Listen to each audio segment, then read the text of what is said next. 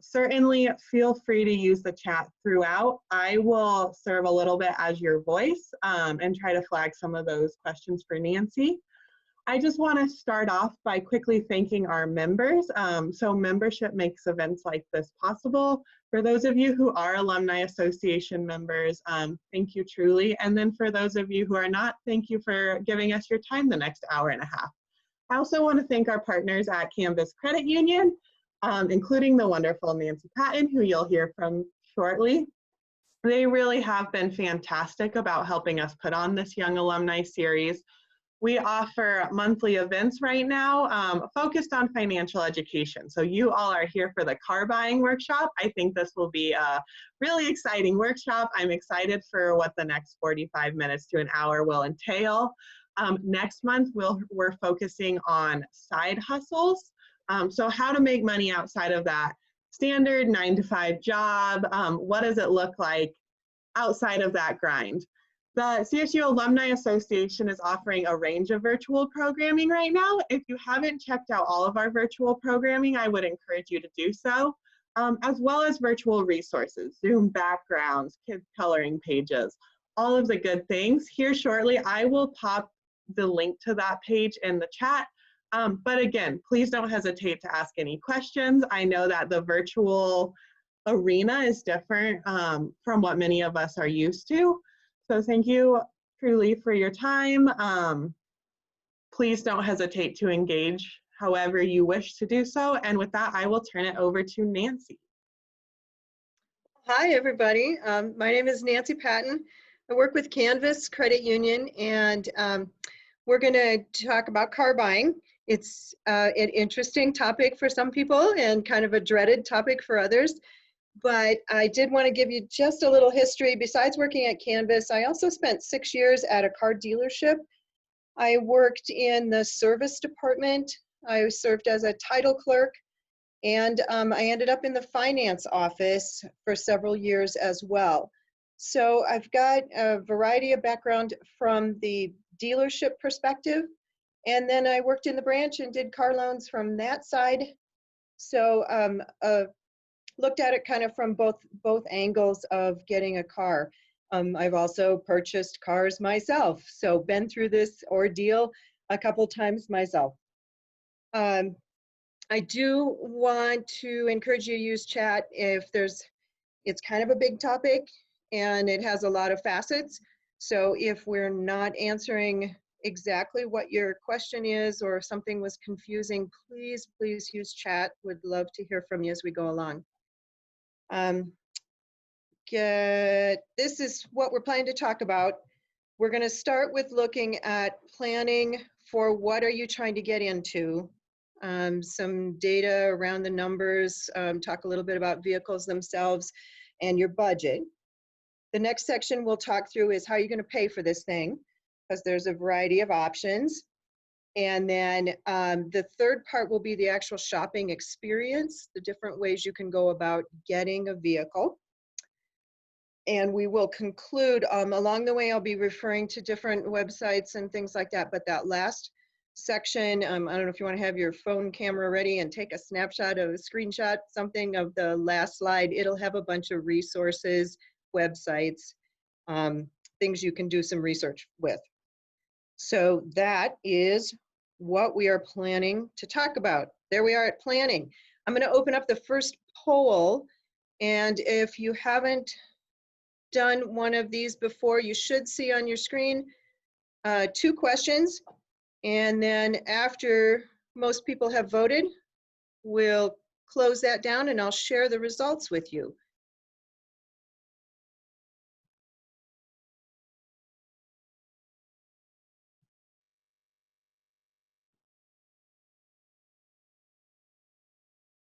The results are coming in, but the poll has not closed, so we have a few more. And we're getting awfully close. I'll probably close that poll in about 3 seconds. 3, 2, 1. And here's the results of what y'all said tonight. So for the people attending, nobody loves the car buying process. How about that? That's pretty standard. There are some of you who are more tolerant than others, but hopefully what you learned tonight will make it a little better next time you're out there buying a vehicle. Yeah, I don't know if you're just being nice because I'm from Canvas, but in fact, Canvas Credit Union is one of the top lenders for automobile lending in Colorado. Credit unions in general are known for fabulous car loan rates, and so often the credit unions lead the pack on auto lending. And so thanks for being willing to learn about that little trivia fact. So let's go back to our PowerPoint and talk about getting into the decision-making process about a vehicle. So far, they have not come up with a perfect vehicle. There is not a car that is super easy to park because it's tiny, and yet it will tow a boat and it gets fabulous gas mileage. Oh, and it doesn't cost much to maintain. So, and it's comfortable and quiet, okay? And it's super safe. So you have to look at the different criteria of what's important to you, because it's going to be different for all of us about what are we exactly looking for. So let's talk about some of these things. New cars are kind of awesome because you get to be much more selective about what options are going to be on that vehicle. When you're buying a used car, it comes in at a lower price point, but you kind of have to take the vehicle that somebody else picked. And so you may not get as much control over, does it have heated seats? What color is it? Yeah, you know what I mean about that. How many gizmos, whiz bangs are on there. An increasingly important question for a lot of drivers is the safety of the vehicle. Some brands are known for being more safe. And then with newer vehicles, you tend to get more safety features because they're just building safer cars. So if you have a teen driver or an older driver, that can influence how important the safety feature is for you. And if you've ever been in a serious car accident, sometimes that pushes people into that becomes very important to them. So different reasons why safety would be a big issue for people. If you're looking for a vehicle that's going to do towing, you probably have a very specific search. You're concerned about exactly how much it'll tow. And then beyond that, you may have some other factors, but you're looking for a very specific situation there. One of the things to consider when you're looking at vehicle purchases is how many people am I going to be hauling around? And so are you the kind of person that there's just two of you, one of you, and the dog? Or do you sometimes end up with a whole soccer team, assuming we're not on virus restrictions and you can actually haul the entire soccer team in the vehicle? But something to think about is how many people are we going to put in here and how much gear are we going to put in this thing? Sometimes people have to consider the professional expectation that goes with driving a vehicle. So if I'm in sales and I need to communicate a professional appearance, maybe I don't want to pull up in a 15-year-old beater. I might need something newer. The cost is obviously a huge concern for people and a huge driver of your decision making. I do want to stress, and we'll talk about it in future slides as well, it's not just the price and the initial price of the vehicle. You have insurance costs, you have maintenance costs. There's other things that go into the overall operation and expense of a vehicle. So we'll talk through some of that on future slides here. Efficiency, if you've got a long commute, then that might be something you are very concerned about, which leads to that next discussion of what kind of fuel are you going to put in it. Different fuel types are known for better gas mileage or better mileage, however you want to term that if you're talking about an electric. So there's just reasons why that will become, if not a top factor, maybe a second or third factor for you. Some people want a new car because it comes with the security of knowing that it's safe and reliable. It's going to start every morning. If something breaks, it's going to get fixed. And so there's a kind of an emotional value to knowing that that's all going to be taken care of, and I don't have to worry about that. Some people think way ahead and think already about the resale value. I don't know if you knew this, but pickup trucks tend to hold their value for a long time. But maybe you want to consider a particular brand of vehicle because of the resale value of it, which takes us to brand. I like to ask if anybody's loyal to a particular brand. So if anybody's not too shy to fire up chat and let us know what you think about that. Anybody have, sorry, I got a little eager on the slide there. Anybody have a brand that they just absolutely have to own? They can't buy anything else except a, so give us a chat if you're loyal to a particular brand. Acura and Honda.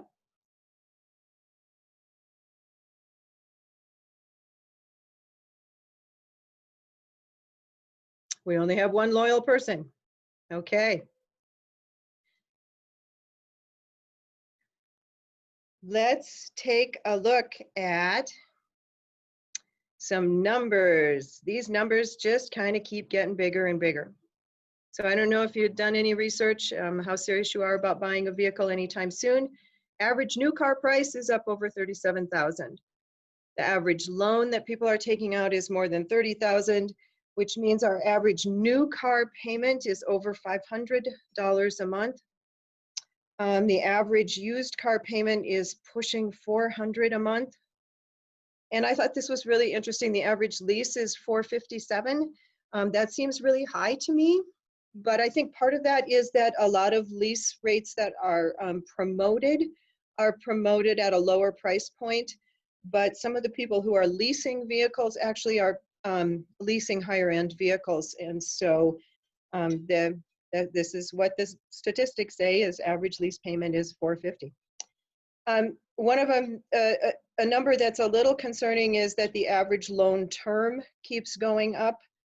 And the only reason, well, of course, the longer loans help you with an affordable payment. So as the price of vehicles has gone up, that means it's not too surprising that the term of the loan has increased.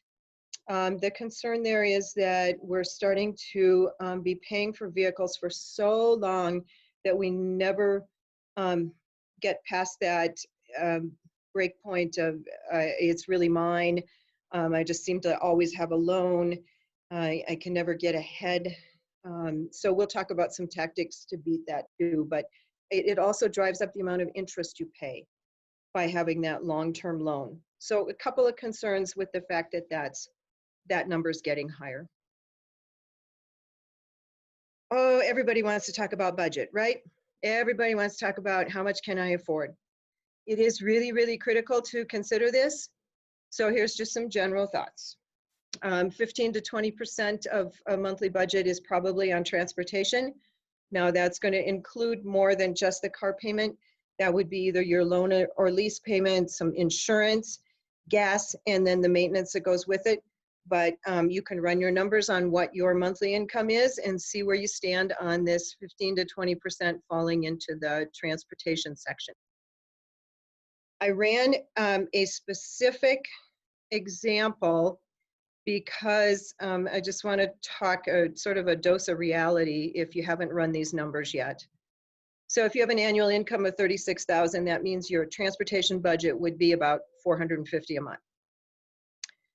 Of that, it has to include all those different things. So you could have a $250 loan payment if you have $100 of insurance, $60 of gas, and $40 of repairs to get to that $450 a month. That loan payment of $250 is for a $15,000 loan. So if average new car prices are much higher than that, so now we have to start looking at mixing all these numbers up to have it make sense. If you went to a loan that was $30,000, now your monthly payment is right up there at that $550 a month. And that means that your portion of your budget on transportation is now a lot bigger. So you know your income. you know how much your insurance is, you know how much you drive, what's that gas price. I really encourage you to play with these numbers and just be sure you're very realistic about what you can afford and how much it's going to cost you every month to have this particular vehicle that you're considering. There are a couple places you can find calculators to work on this. Canvas, the website, Canvas website has a really cool payment calculator for car loans. And there's a site called bankrate.com, and Bankrate has a bunch of calculators as well. So either of those locations, you'll be able to play with interest rate, down payment, cost of the car, loan term, and come up with how much it would cost per month on your vehicle loan. So dose of reality on budget. Here's another dose of reality about credit scores. Your credit score will impact the interest rate you pay on the loan. Today's loan rates on vehicles are pretty good. Top rates, best rates are less than 4%. So that's good. Did you know that the highest interest rate allowable by law in Colorado is 21%? So if your credit score is on the low end and you're in a 21% loan, that's a really expensive way to pay for a car. It sometimes is required depending on what's going on in your life, but we would encourage you that as quickly as possible you get out of that expensive loan and drop down into a better one. Your credit score will determine the interest rate you're going to pay on that loan, but there's other factors as well. The length of term usually drives up the interest rate, so there are some other factors that go into that. Just throwing some numbers out there if you want to write down two numbers. 620 as a credit score and 720 as a credit score. That 620 credit score means you're probably paying $150 more per month on your loan, and you'll probably pay more than $8,000 extra in interest than if you had a 720 credit score. So a 100-point difference on the score can make a huge impact on the overall financing of the vehicle. I don't see any chat questions coming in, so I'm going to go ahead and take us to the next slide, which is another consideration when you're looking at the overall cost of buying a vehicle, and that's that fuel consumption. Hey, gas is super cheap right now, but it isn't always super cheap. So the prices you see on this particular chart were done when gas was a little more expensive, but you'll notice that you can clearly see that having an electric car or a small compact car is cheaper to operate than a full-sized SUV. So this isn't rocket science, but sometimes we just need to see the numbers right there and be reminded, yeah, I do have to consider this anyway. So we have the cost of the vehicle that influences how much it costs in our monthly budget. We have the loan cost. We have the gasoline or a fuel cost. And then some brands are known to be more expensive to do repairs on. So in general statement, domestic cars, GM and Ford are going to be less expensive to repair and to do maintenance on. And then, and yes, we absolutely can send the slides out afterwards. So you have a concern of a domestic vehicle will probably have a cheaper operating expense related to repairs and to general maintenance. If we start talking BMW, we start talking Volkswagen, some of the more expensive European brands, now repair costs go up and maintenance costs go up. I don't know if you knew this, maybe you're not in the market for a Lamborghini, But if you're in the market for a Lamborghini, please keep in mind that an oil change costs $2,000. Yes, $2,000 to change the oil.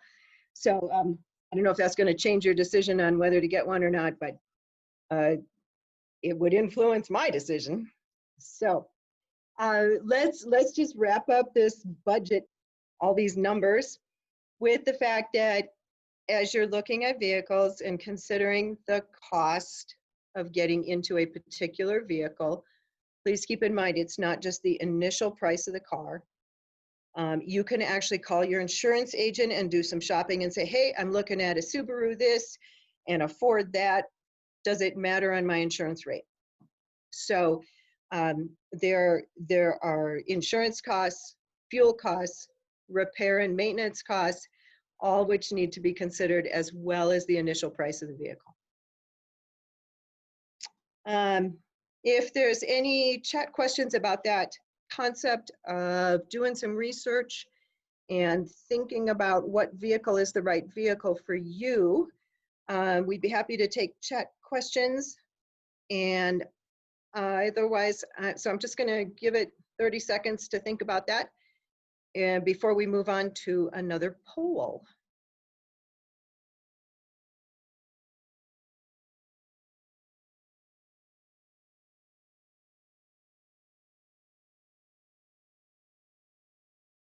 All right. We're going to start talking about the process of paying for a vehicle. So I'm going to open up another poll and have you answer a couple questions, 2 questions on here. That second question, you can choose more than one answer. On the first question, you only get to pick one. And Nancy, as folks are answering, Lauren asked, how much should you have saved for repairs? Oh boy, depends on the car. My favorite answer to any financial question is it depends. But in this case, it depends on how old is the car, how likely is it to have problems. Then you probably want to be setting aside more money on the repair side. If you just got a new car, you probably have 3 years before you're going to have repair costs. So that's going to mean not much there. In general, if it's a brand like one of those European brands, the repair costs are pricier. So I'm afraid I don't have a percentage, but you know, one of the things you can do if you have a trusted mechanic, you can ask your mechanic, hey, I'm thinking about buying this car, and if I needed to have, you know, what's a common problem and how much would it cost to fix that problem, and that'll give you a goal to maybe be setting aside some money. Hope that helps. All right, it looks like virtually everyone has voted on the poll, so I'm going to end that and let us see the answers. The first question is, okay, look, we have no leasers tonight. We have some loan people, and we have some owned, free, and clear people. Yay! It feels good, doesn't it? So, and right up until we have to repair it. But it's a good feeling when you're the owner of the car. And then, yeah, the main factors that go into establishing loan rates, absolutely credit score, and actually color of the vehicle is the only one that doesn't influence the interest rate you're going to pay. Lender sets rates, so going to a lender who has good rates is important. Having a good credit score is important. We had talked a little bit about how long the loan lasts will influence the interest rate you pay, and yeah, the longer the term, the higher the interest rate. Age of vehicle is interesting. In general, older cars have a slightly higher interest rate. There are many lenders who won't lend on older cars, so that is also a feature of credit unions, is that we actually are known for lending on vehicles that other people won't loan money on. And loan amount compared to vehicle value, loan to value, also figures in just from it makes sense from a lender perspective. If we're giving you a loan for the full value of that vehicle, and everybody knows you drive it off the lot and it loses a lot of money right away, as far as its value, that's a risky position for the lender. So we're going to prefer to see some money down, so that we're not lending so much money compared to the value of the vehicle. So I hope that part all made sense. Thanks for doing a poll. Let's talk about some different ways to pay for cars, trucks, vans. Good old cash. So good old cash is great if you're buying a vehicle that you have enough cash for. But we just talked about how expensive new cars are. And I don't know about you, but if I needed a truck, I don't have $60,000 in cash sitting around with nothing else to do. So cash, if you can afford it, that's absolutely fabulous. Most of us are going to try to come up with some cash as a down payment to reduce the overall loan amount that we're getting into, or we'll need some cash to bring to a lease. But in general, if at all possible, having some cash invested into the purchase instead of borrowing the full amount is highly recommended. Is there a specific cash down payment? That's no, as much as you can manage. But at the same time, if you're taking all your emergency money and putting it into a cash down payment, now you have nothing to fix the car when it breaks. So you'll have to find that balance that's right for you on how much cash to put down. But lenders like to see it, and it's a really smart move as a consumer to put some cash down on your vehicle purchase. Trade-ins work just like cash with a couple of added benefits. So let's talk about trade-ins for a minute. Why do people trade vehicles in? Because it's kind of well known that you don't get as much money when you trade in as if you sold it yourself. Well, I don't know about you, but if my husband weren't around to manage the sale of a used car, I do not want to manage the sale of my car. So if it comes down to the hassle involved in selling a vehicle, often people will choose to take less money and use it as a trade-in.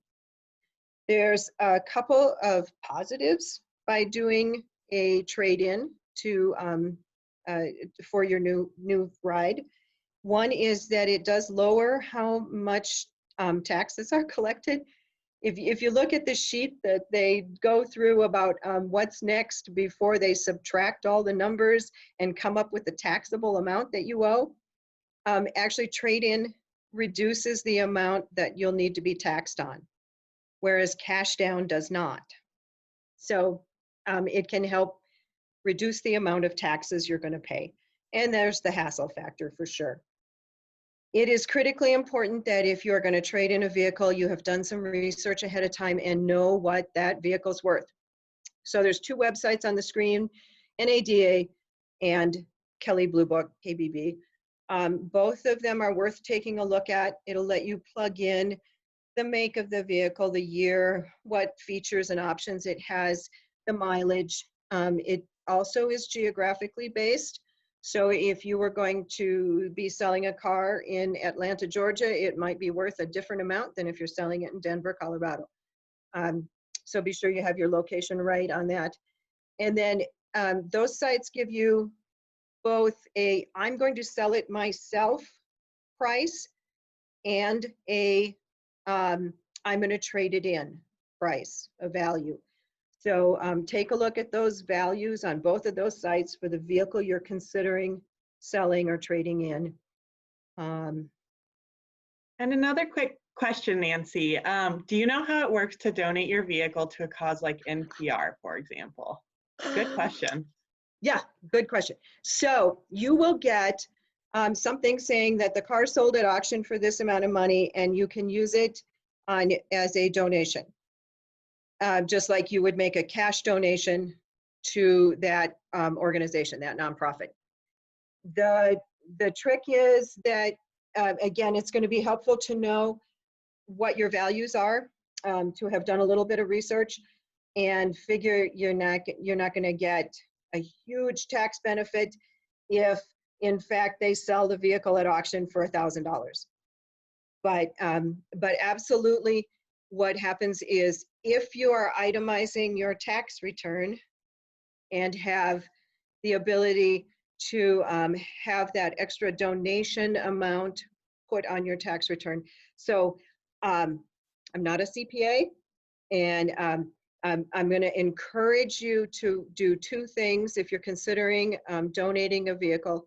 One is know the approximate value of the vehicle, do your research and find that approximate value. And number two, talk to a CPA and or be familiar enough with your own tax return to know if that's actually going to help you out. So I hope that was enough information on that one. Great question. Thanks for piping up with that. One other thing I want to say about trade-ins.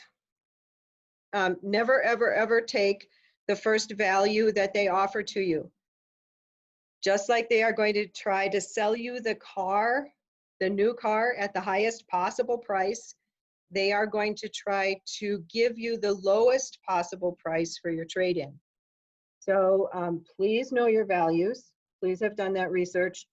And please don't ever take the first offer they give you.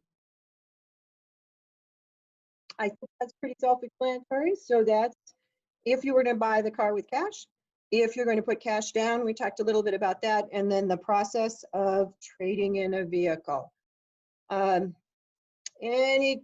Just chat a question if you have it. Otherwise, we will. Oh, loans. Oh, let's talk about loans. Loans are so precious, aren't they? Okay. We already talked about budget. I can't stress this enough. Know how much. If you buy a $30,000 car, what's that going to be approximately for you in every month? If you're going to buy a $40,000 car, what's that going to be? And does it work in your life? Please do the numbers and know if that's going to work in your life. I would love to have you understand pre-approvals. Pre-approvals are a fabulous tool, really powerful tool. Basically, it's you talk to your credit union and say, hey, I'm thinking about buying a car. Can you get me pre-approved? And just like you get a pre-approval for a mortgage, where they look at your credit and they tell you how much home you can afford, we do the same thing with vehicles. We take a look at your credit and your income and your debt, and we tell you how much vehicle you would be approved to get a loan for. So it does a couple wonderful things. If you are going to buy from a private party and you can say, look, I'm pre-approved. I know that I can go get a loan for this car that you are trying to sell me. So that's very reassuring for a private party seller. The other thing is that if you walk into a dealership, a pre-approval gives you incredible power because you know the interest rate you qualify for. Someone's already looked at the credit and what makes sense financially for you. And even the term of the loan is on that pre-approval. It does not apply to a specific vehicle. It is good for any vehicle as long as it fits within the dollar parameters on the pre-approval. Pre-approvals also are good for a couple months. So if you get started and you're like, I just can't handle shopping for cars this weekend, let's wait till next weekend.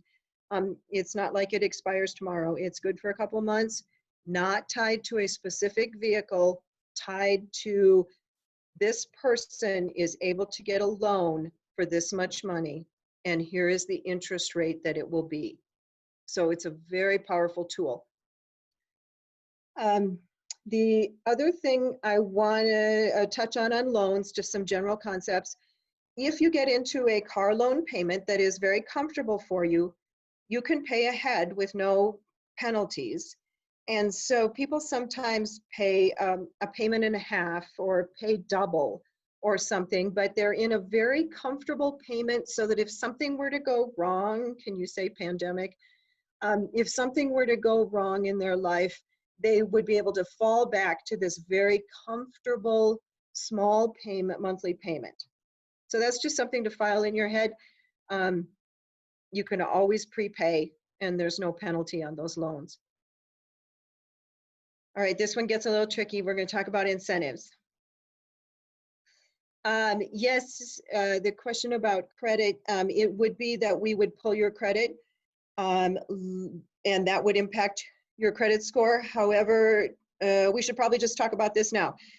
There's just to jump in real quick, Nancy, because I know that the attendees can't see the question. It says pre-approval does hit my credit inquiry and impact my credit score. Yes, yes, thank you, Alexandra. Yes, so getting a pre-approval will ding your credit, but not very much. And the process of car shopping, I want to caution you that if you go to a dealership and they pull your credit, they're going to send it to a bunch of lenders, and that will impact your credit score. But if you keep shopping within a couple week period, instead of stretching it out forever, then your score won't be impacted as severely as if you go to a dealership, they pull your credit. 3 weeks later, you go to a dealership, a different dealership, they pull your credit. 3 weeks after that, you go to a dealership and they pull your credit. Those events are too far apart and too scattered. It doesn't look like it's all related to one purchase. If you do your shopping within a shorter time frame, that will keep those credit looks from hurting your score so badly. There'll be a small ding, but it won't be bad. The pre-approval also, if you do a pre-approval, it means you can walk into the dealership and not give them your social security number because you already know you have financing available. And you don't have to tell them your social, and they can't go pull your credit because you already know the answer. So you can do some shopping without giving them information, without allowing them to pull your credit right away. Hope that helps. So let's talk about incentives. Incentives are related only to new vehicles. They don't offer incentives on used cars. Incentives come in 3 forms. And all of the information about active incentives are on manufacturer websites. So if you are shopping for a Ford or a Lexus or a Toyota, you can go to that website and see all the incentive offers, when they expire, how much they're for, do they apply to specific vehicles. All the details that go with incentives are on dealer manufacturer websites. Okay, they come in 3 forms. One is about the lease rate. One is about cash back. And one is about interest rate. So you can't get all 3 of them. You have to pick one. But the example that's on the screen is a new car incentive. It's a $28,000 vehicle. Your choices are, could I get $3,000 cash, or should I get 1.9% financing for 60 months? At this point, we're not talking about a lease option. We're talking about cash or interest rate. So it turns out that in this particular case, using the $3,000 cash is actually cheaper than using the 1.9% financing. So I encourage you, especially if you like playing with numbers, to play with numbers regarding the incentives. I actually took $500 cash instead of 0% when I bought my last car. And it worked out better financially because I was putting enough money down that I really had a pretty small loan amount. So Don't rush to assume that 0% is the better deal. The cashback may actually be the better deal. And I hope the example helps you know what numbers to plug in, but manufacturers decide what incentives to put out there. It depends on how popular the vehicle is. It depends on how close to the end of the year is, when are the new models coming out and they have to move them. It depends on, is there a pandemic and they've closed the dealership and there's nothing going on and I really need to drive some business. It depends, yeah, on the economy. There's a lot of things that influence what incentives are being offered. And so do some research on those websites and see what your best deal is. We must have a question. We do have a question. Back to, I think, a little bit what you were talking about before. How does buying a car affect your credit long term? Oh, actually pretty good. Okay, so in general, you're going to take a small hit on your credit score because someone looked at your credit in order to approve you. There'll also be a lowering of your score when you open a new loan because you have a new loan and it looks like you owe that whole amount. On the plus side, you now have different trade line reporting. You have some more information going into the system. So as long as you're paying on time, you're building great credit history with paying on time. And it's a different kind of loan than a credit card or a student loan. So the scoring system likes to see you have this kind of car loan and handle it well. It actually gives you a few brownie points because it's a different kind of lending. So we never, ever, ever encourage people to go get loans just to go get loans. Please don't do that. But if you need a vehicle and you need a loan, don't be afraid to go get one. It's not going to hurt your score overall. It's not worth being concerned about. Okay, I like to tell a story here because people sometimes wonder, and I just noticed that with the pandemic, this stuff is starting to happen again. Looks like 0% is back. And if you have any kind of finance brain, you're going, how can they make money on a 0% loan? And so I like to tell the story about how some of these incentives came to be. I worked in the car industry in the dealership when 9/11 happened. And when 9/11 happened, it was even worse than the pandemic as far as stopping all activity. America just shut down. And nobody really did anything for a while out of fear and uncertainty. And that included buying cars. So the dealership was very, very quiet. And Detroit and the automakers are a pretty big financial machine. And when that machine shuts down as big as it did after 9/11, they get real creative. And what they came up with was 0% financing. Nobody had ever heard of such a thing until 9/11. But when an entire industry goes dead, the industry executives get creative and they came up with 0%. And it got people back in the dealership buying vehicles. So there's your story about where 0% came from.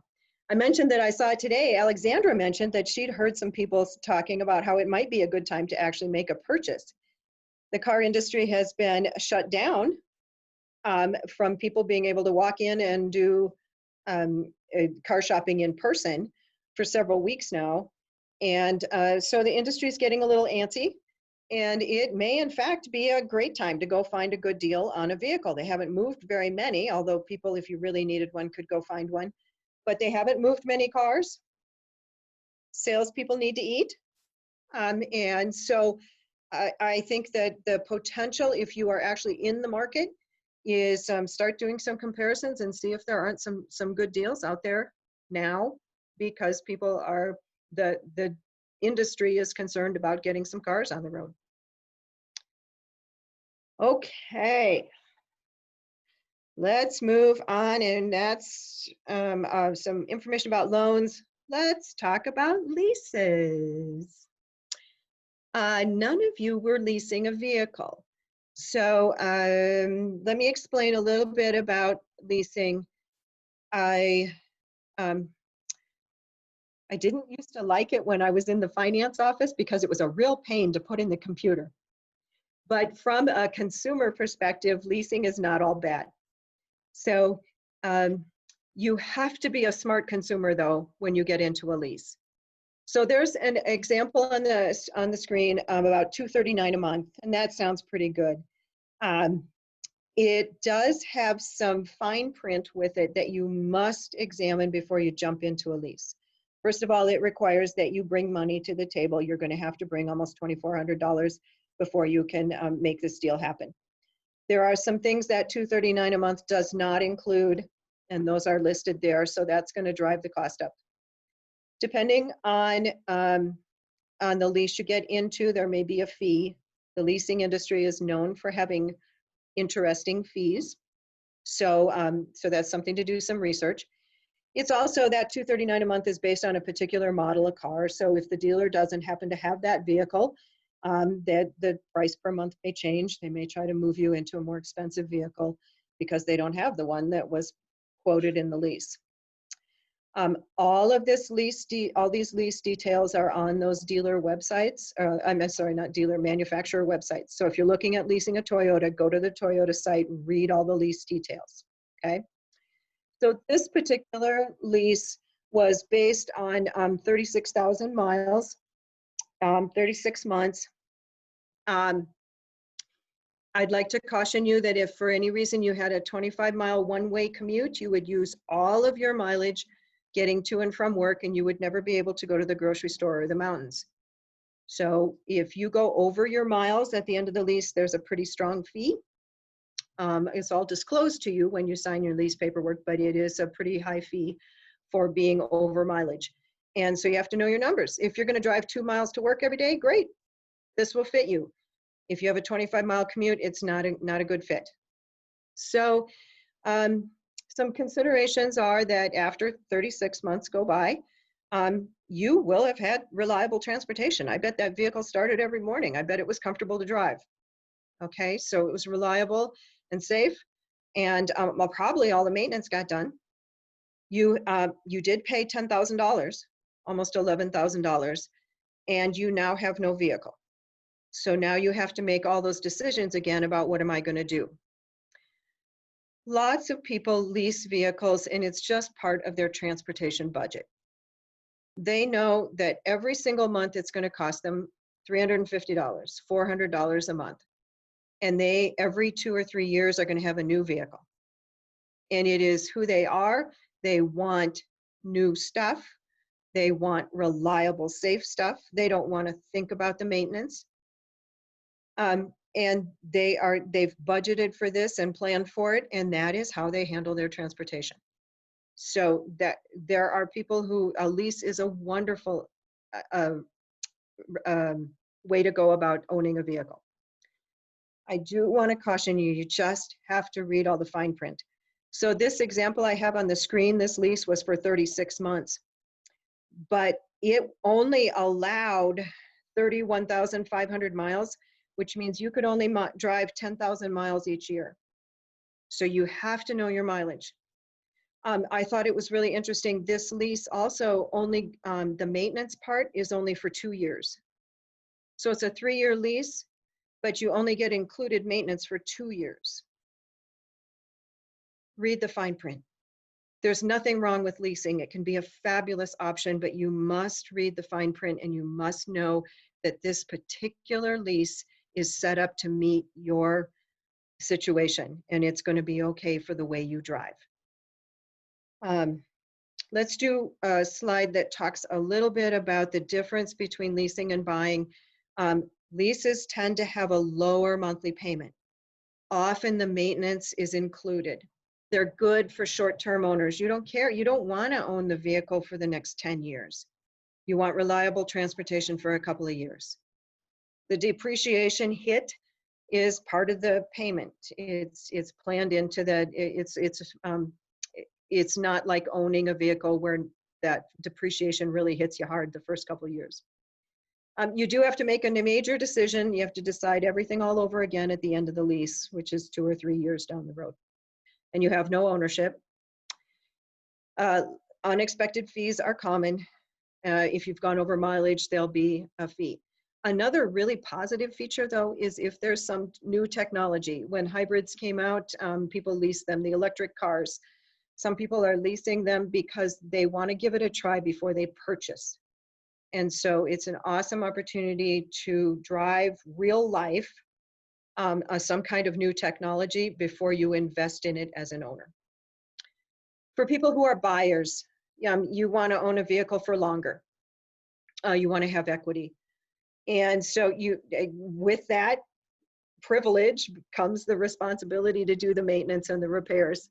Just depreciation does hit pretty hard in the first couple of years, and it typically is a higher monthly payment. So know yourself. What's the best fit for you? What's your situation at the moment? And it may change.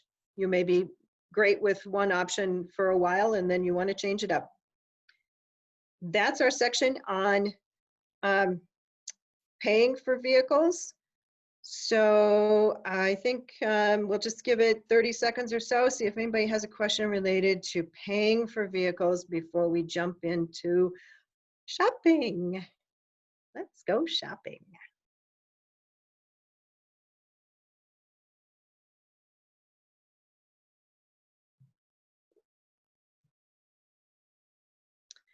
All right.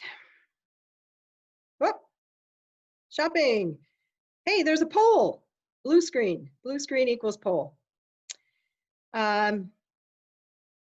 Let's look at our last poll. Ask a couple questions about dealerships. So a couple questions there for you.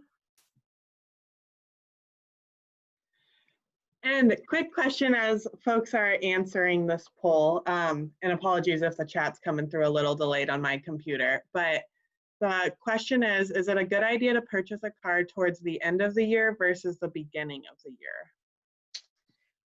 It can be, it's not, it's more like model year, because the dealership needs to make room for the new models coming in, more so than the end of the calendar year. I did buy a car once on December 31st, for what it's worth, but it was a used car, and I'm really not sure that we got anything special because it was the last day of the year. I'll handle the question about buying on the last day of the month as well. It can be a good idea. Dealerships still have quotas. Salespeople are expected to sell a certain number of vehicles. If you're a Toyota dealer, the Toyota company expects your dealership to sell a certain number of vehicles in a month. So there are some expectations that can maybe help you get a little better price or a little quicker action buying at the end of the month. I personally would be much more inclined to go in as a really knowledgeable shopper and pay less attention to the time of the month or the time of the year. But it can't hurt if you have the luxury of waiting till the end of the month. Why not? Okay, looks like we have our answers on the polling, so let's share the results. I asked you to vote on the 2 top ways that dealerships make money, and yeah, you got it right. How about that? The service department is a profit center for sure, and so is the finance office. After service and finance, and we will talk about both of those. We'll talk a little more about how those places make money. But used cars are probably the next source of income. New car sales, surprisingly, the profit per vehicle on a new car is pretty small. They're going to make their money because you come back to the service department. So, and I threw parts department in just because I have a son-in-law that worked for many years in a parts department, so it's my tribute to Dave. I think parts is not a huge contributor, although they're closely tied to the service department, so those two often go together. And I think that, yeah, go ahead. oh, I didn't mean to interrupt. I was going to say that might be a good leeway into this question. It's how long do you expect a new car that is well maintained to last before having to buy another car? Great question. Okay, so it depends. Remember, that's my answer for everything is it depends. But let's first of all talk about, is it a brand that is extremely reliable? So yes, if you are maintaining a well-built car, I think it's very likely in this day and age with the way they're making vehicles that it would last 15 years pretty easily. That's assuming you're doing some really good maintenance and you're not driving 80,000 miles a year because you're in the oil field or whatever.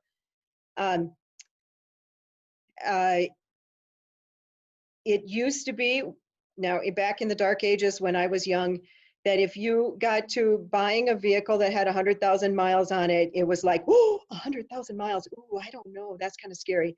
These days, vehicles go 100, 150, 200. We'll hear stories about 250,000 miles. So that old barrier of 100,000 miles that was around when I was buying cars is kind of gone. They do last much longer, I think. They're just, you know, the technology, I know they're more complicated. I used to have a 68 Chevy pickup and I could open the hood and besides crawling in there with the engine, I could almost name every part. There were only 10 of them, it seems like. And now you open a car hood and you're lucky to find the battery. So it is more complicated for sure, but the technology really is pretty good and they do last a long time. That was kind of a long-winded answer, but I hope that helped you. And the final question on our poll was about the warranty situation, and we'll talk more about this, but yes, warranties are weird and they are very different. So we will talk through some differences on how a car warranty is set up and whether it's a good thing for you.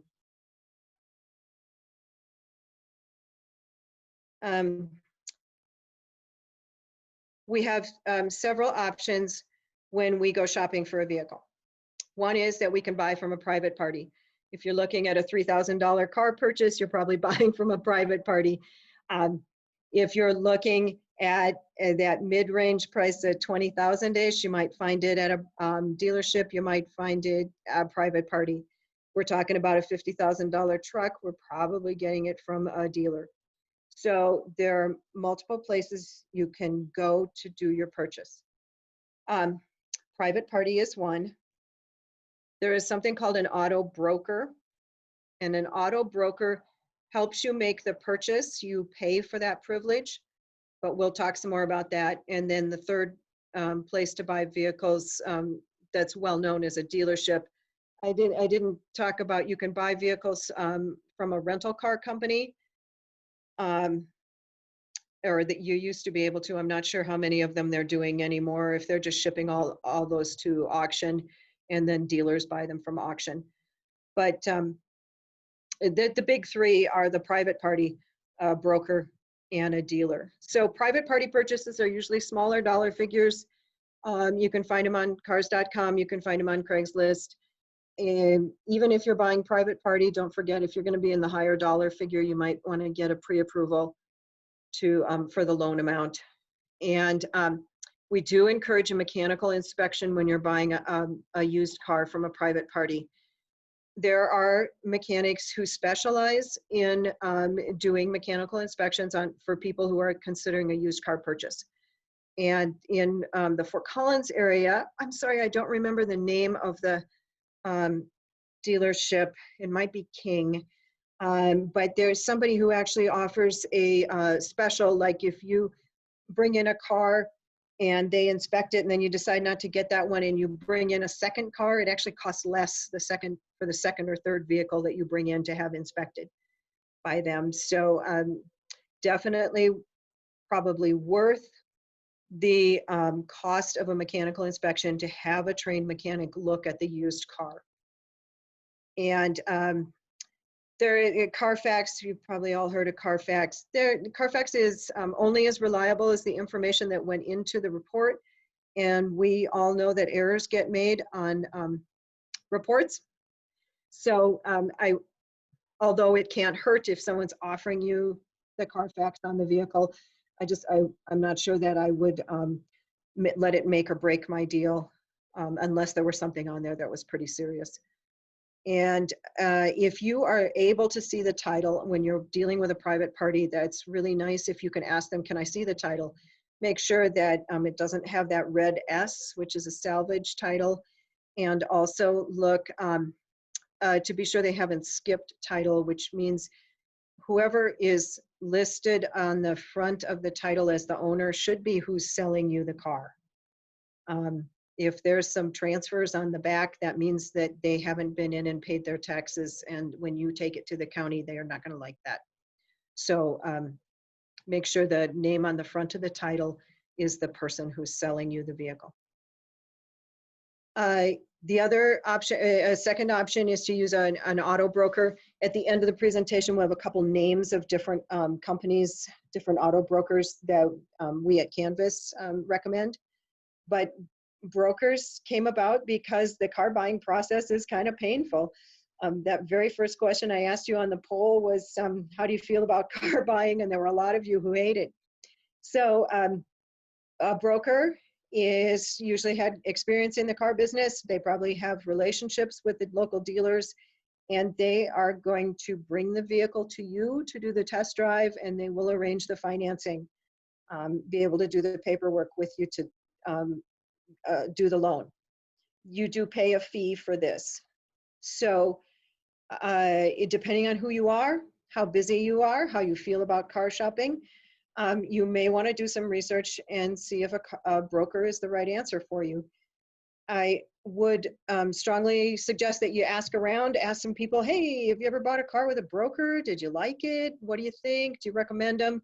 Ask some questions, see if you can find somebody who's used a broker and see what they think. What usually happens is you've done some research and you're like, hey, it's between the Subaru this and the Ford that. Can you bring me both of them so I can drive them around and see which one I like better? So you've done some research ahead of time, and then the broker arranges the best deal he can on the Subaru, the best deal he can on the Ford, and brings it to you for comparison. So I'm happy to answer more questions about those, but there are, for the most part, the brokers that I'm aware of in Northern Colorado are very reputable, no issues.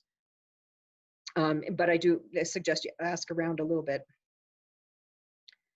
All righty, that leaves dealers. So if you're not buying private party and not using a broker, you're going to the dealer. This is where it gets interesting.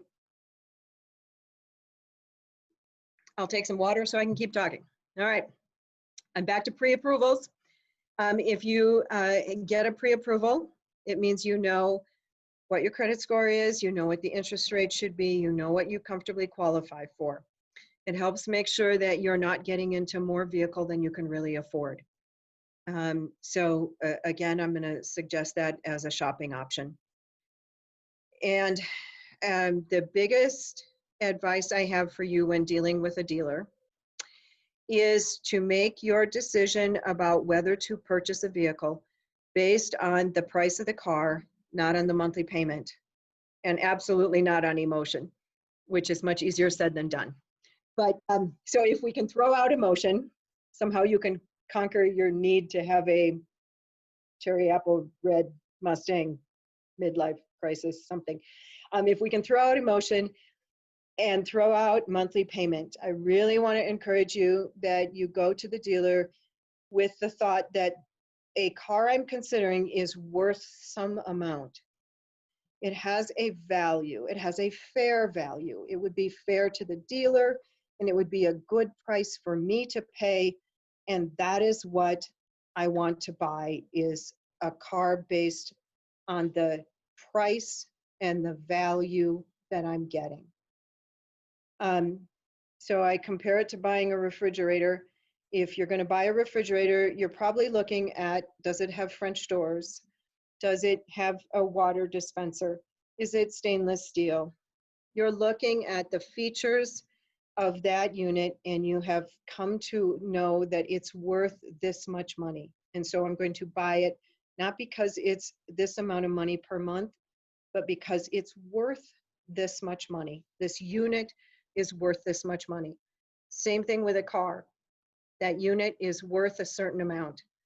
If you can shop based on, that's my price, that's what's a fair price for this vehicle, you'll be in a better place. If you can possibly do that, that means that you don't have to discuss your trade-in and you don't have to discuss your down payment until you've figured out what the price of the car is.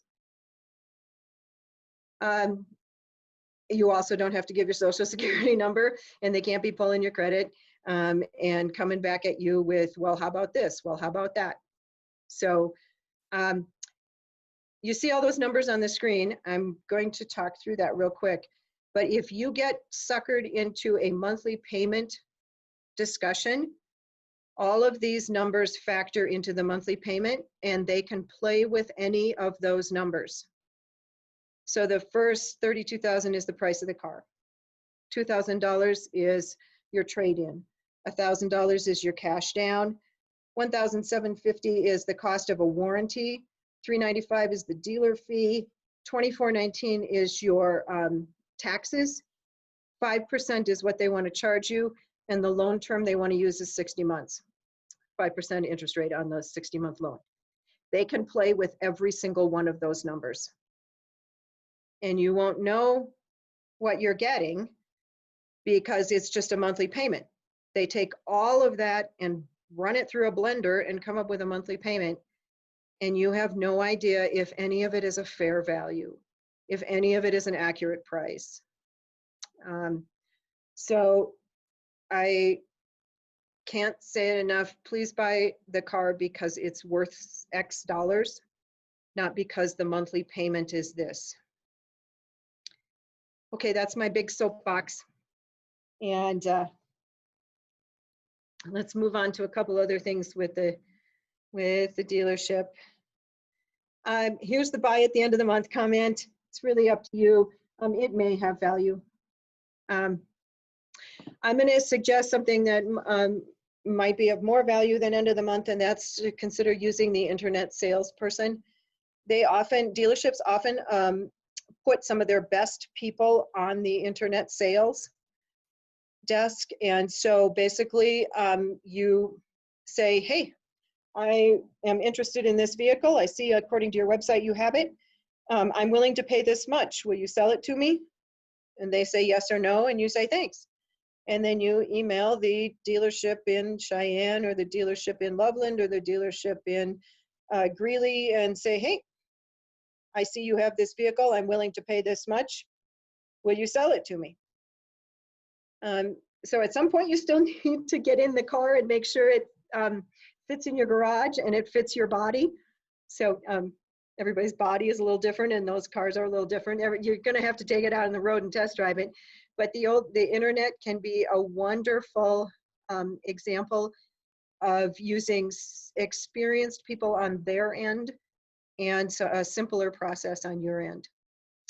If you haven't been to buy a car before, it can't hurt to take a friend so that so you have some moral support. Remember that salespeople need to eat too, and so please be fair. We want you to be very smart about your purchase, but be fair. Know what an actual reasonable cost for the vehicle is and be willing to pay a fair price. Here's that comment about new cars have very little profit.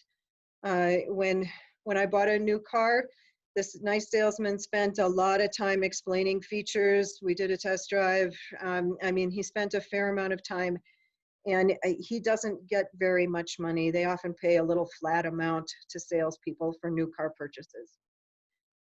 So the dealership doesn't make a lot of money on a new car. The salesman doesn't make a lot of money on a new car. The money center is used cars, both for the salesperson and for the dealership. So be patient. If you're buying a new car, be patient with your salesperson. Dealers make money with finance products and with service products, so maintenance and that kind of thing. The finance products, we'll talk about on the next slide, but that is absolutely a profit center. And then there's something called a disclosure form if you do not know if you are going to get approved for financing. So if you have rock solid credit, you can go in and especially if you have a pre-approval, but if you're a little sketchy on the credit side, they may put you out in the car and not have gotten a loan deal approved yet.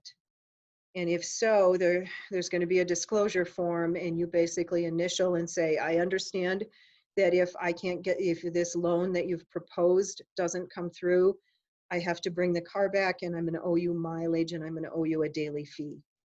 So if someone's buying as a young buyer or an inexperienced buyer or a low credit buyer, you might be very careful about that disclosure page. All right. And then one more quick question. Do you have any experience or opinion on Carvana? I do, yeah, I do not. So, and I'm assuming that is the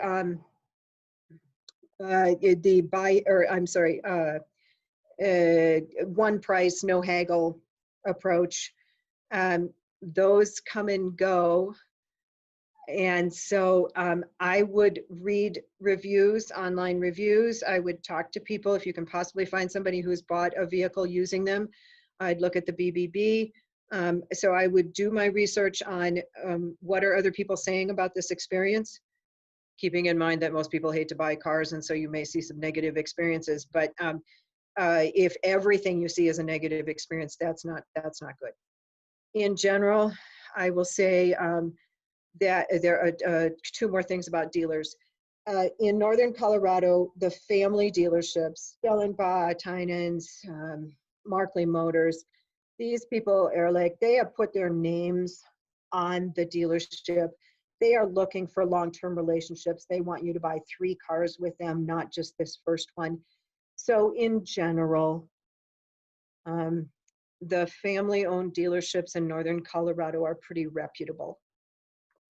I cannot say the same thing about some of the metro area dealerships, and so can be a little sketchy sometimes buying down there on 104th. But okay, yes. I think you just covered it pretty well. The question was, would you recommend first-time buyers operate under the assumption that car salespeople are shady or not, keeping in mind the buyers did their research? Yeah. Again, everything you can possibly do to get a referral from somebody. Do you have a friend that just bought a car and they really liked their salesperson? They thought they were treated well. Can you go to a dealership that's a local thing with a family name attached to it? Read the reviews, but like every industry, there are people who are not so great, and there are companies that are not so great.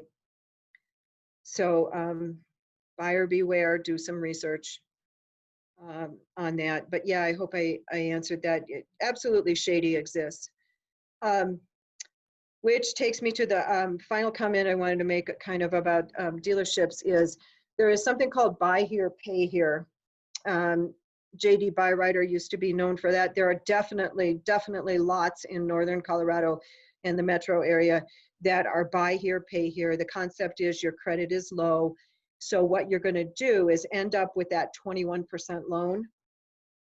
And and you're making the payment directly to the place you bought the car. Excuse me, those places do not always report that to the credit bureaus. So it is very possible that you would get into like a 3-year, 21% car loan, make payments faithfully for 3 years, and they would never have told the credit bureaus. So if you can avoid the buy here, pay here, I would encourage that. Okay, that was all about dealers, but let's talk about some other things going on at a dealership, which is the finance office is going to try to have you get into a maintenance or a mechanical warranty. Maintenance products, it's a package. You pay once. and it covers oil changes and tire rotations and some other basic maintenance. The advantage is it's lumped into your monthly car payment. It's at a guaranteed price. You know how long it's going to last. It's super easy to take advantage of. Just boom, go in and it's done and you don't pay anything. So there's some advantage of that, but that's the maintenance package. Many new cars, if you're buying the new car, will come with some kind of maintenance. So just do your research and be sure that you're factoring in, hey, this is great. I get 3 years or however much of free maintenance. Mechanical warranties are where it gets kind of interesting. Mechanical warranties are going to help you pay for things that break down. The problem is they come in a wide variety of qualities. Just like I said, don't take the first price they offer you on your trade-in. Don't take the first price they offer you on a mechanical warranty. If you are considering buying a mechanical warranty, they will have marked it up a lot. Not a little bit, a lot. So there's room to move on that, push them back on price. Mechanical warranties come in 2 forms. They'll either list all the things that it will fix or all the things it won't fix. There's an awful lot of parts on a vehicle. So mechanical warranties are tricky to understand. I have seen them help people and I have seen them be a total waste of money. So it is a very personal decision whether you get into this, particularly on used cars. The mechanical warranties are a tough decision to know whether it's a good move or not. They can be kind of expensive and they often don't cover what breaks. Really, really read the fine print or take somebody extremely knowledgeable with you to help you understand a mechanical warranty. One other thing about mechanical warranties, you can buy them other places. You don't have to buy them at the dealership. So for instance, if you got financing through the credit union, actually, even if you didn't get I think you maybe have to have financing through the credit union, but we sell mechanical warranties. So your lender may be able to give you a mechanical warranty as well as what the dealer is offering. They're available private party too. Really a tricky product to know if it's a good fit. Gap insurance is not at all tricky. It's an awesome product. Gap insurance is going to help you if your car is totaled and the insurance company settles for less than you owe on the loan. So we said that car values drop dramatically in the first couple years after you drive a new car off the lot. So if you borrowed quite a bit, you didn't put very much money down, it's very possible that the value, according to the insurance company, in a total loss is less than you owe on the loan. A gap insurance policy will pay that difference. So if you would have had to come up with a couple $1,000s, in fact, the gap insurance comes up with that. It's used to be very reasonably priced. There's a lot more cars that are declared a total loss. So my guess is that gap insurance pricing has gone up, but it's worth looking into to see what the price is on that. If you're going to not put much money down, then a gap policy may be a very wise move for you.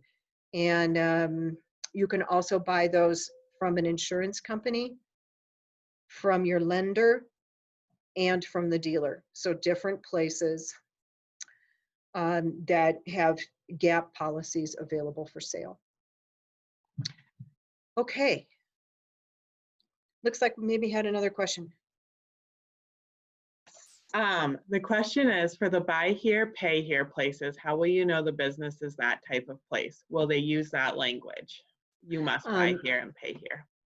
Yeah, sometimes they say buy here, sometimes they say no credit, no problem, that kind of thing.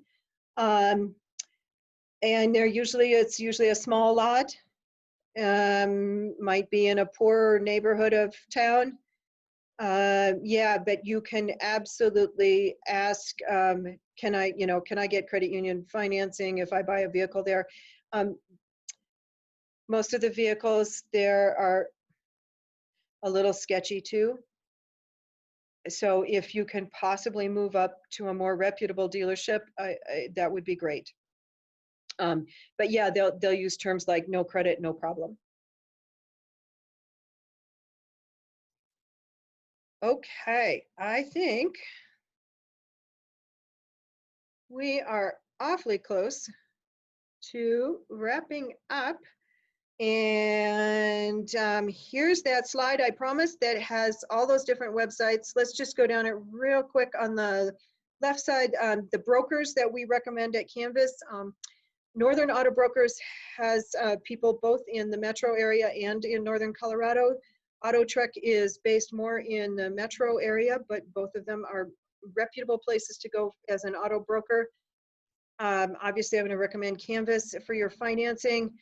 If you don't know your credit history, if you don't know that your credit report is clean, I'm going to encourage you to go to Annual Credit Report and look at your report. It's free to see your report. You can make sure there aren't errors on there. You'll have to pay for a score unless you have a credit union account, or if you have an account with a credit card that gives you your FICO score. So a couple ways you can get a credit score, but Annual Credit Report is where you get your report and be sure the information on it is accurate. The consumerfinance.gov has some information, particularly if you're a first-time car buyer and are getting into this experience. If you're doing your vehicle research, Edmunds has some information. I highly recommend NADA and Kelley Blue Book to do your research. Both of them are widely used in this area. Auto Trader, Cars.com, TrueCar, they're all places you can go to find vehicles. I personally kind of like Cars.com because they'll list private party and dealership vehicles. So if you know you want a blue 2018 Explorer, you know, it'll just show you all the blue 2018 Explorers that are within a 100-mile radius or 50-mile radius, whatever you plug in. AAA has some great information, including some mileage calculators. Gas Buddy is known for being the putting out there the best gas prices. Consumer Reports still does some information about the vehicle research, but there's plenty of stuff you can research online. We can be more informed than ever going into a vehicle purchase. The resources are there for us to do a ton of research. And then Carfax, if you want to plug in a VIN number that you got, if you're considering it. Fuel Economy will look at that, different vehicles and what expected fuel economy you can have. And that's a lot of places you could do some research. Don't forget all those, if you're looking at a particular brand, to go to the Toyota site or the Ford site, and they'll have information as well. So, phew, that was a lot of talking. Thanks for hanging in there. More questions. What's next, Alexandra? Yeah, I just want to give you all one more thanks. We know your time is valuable and we appreciate you spending it with us tonight. I just popped a couple of links in the chat. Check out other upcoming events at alumni.colostate.edu. If you have follow-up questions, we'll hang around for a bit, try to answer some of those.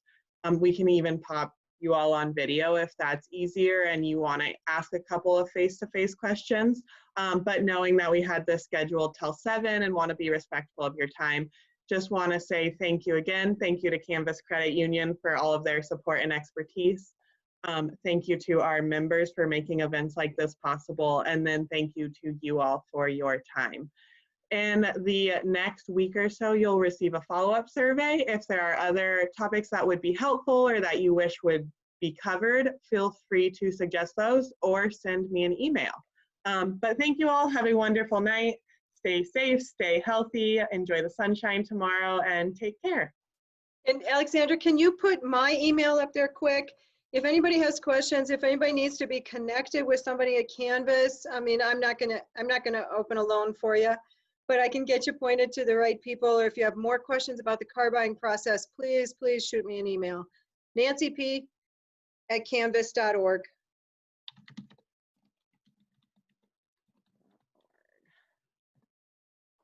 Perfect. And we'll hang around for a couple more minutes. So if you do have questions you want answered, feel free to pop those in the chat. If it's easier to jump on video, pop that in the chat and I can give you access to be on video. But otherwise, have a wonderful